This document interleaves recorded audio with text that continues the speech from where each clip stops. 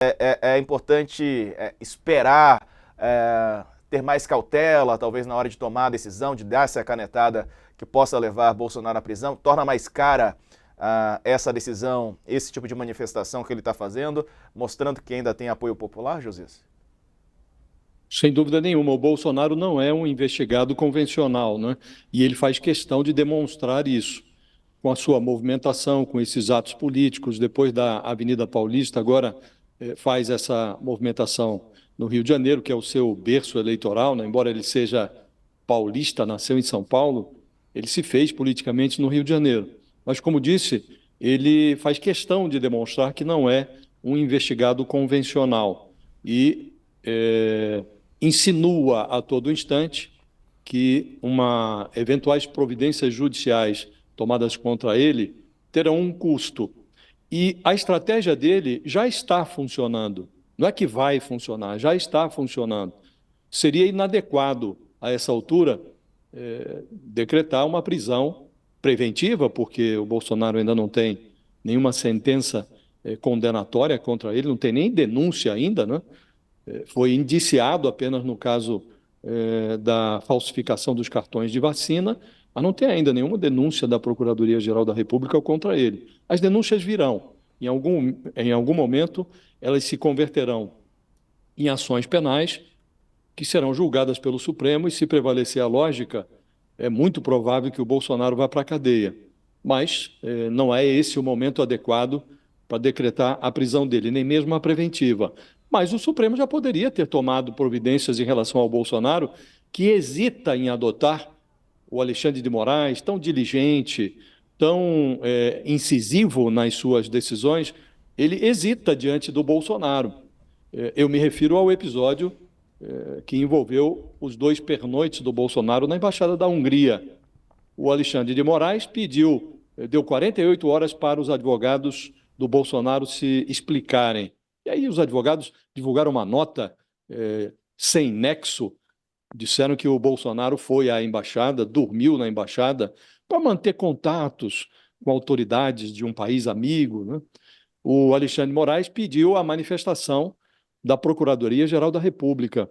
E a Procuradoria opinou no sentido, não é ainda conhecida a manifestação da Procuradoria, mas sabe-se que o procurador Paulo Gonet, ele foi contra a prisão, ele não pediu, não requisitou a prisão, não achou que seria esse pernoite, período em que o Bolsonaro ficou longe do alcance da Polícia Federal, inacessível caso houvesse contra ele alguma ordem de prisão.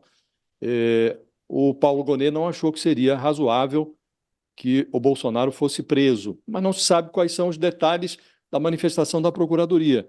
Se havia ali alguma sugestão de uma medida alternativa. Então, na prática, o Bolsonaro, ele como que converte o Supremo numa espécie de centro terapêutico para tratar as suas loucuras, né? E não há no arsenal à disposição do Alexandre de Moraes a camisa de força, mas o ministro poderia impor ao Bolsonaro, por conta desses pernoites dele na Embaixada da Hungria, uma tornozeleira eletrônica. Seria uma providência mais do que razoável.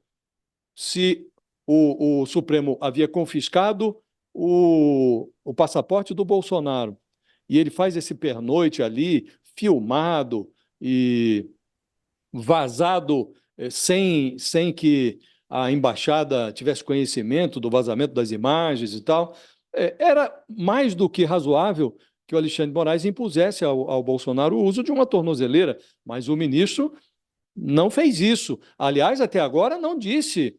Estamos aí desde o mês passado analisando, aguardando por uma decisão do Alexandre de Moraes em relação a esse caso, e ele não fez nada. Então, diria você, Diego, que a estratégia do Bolsonaro ela já está efetivamente funcionando, né? Ele está politicamente fazendo campanha para reforçar o número de prefeitos do PL e dos aliados dele.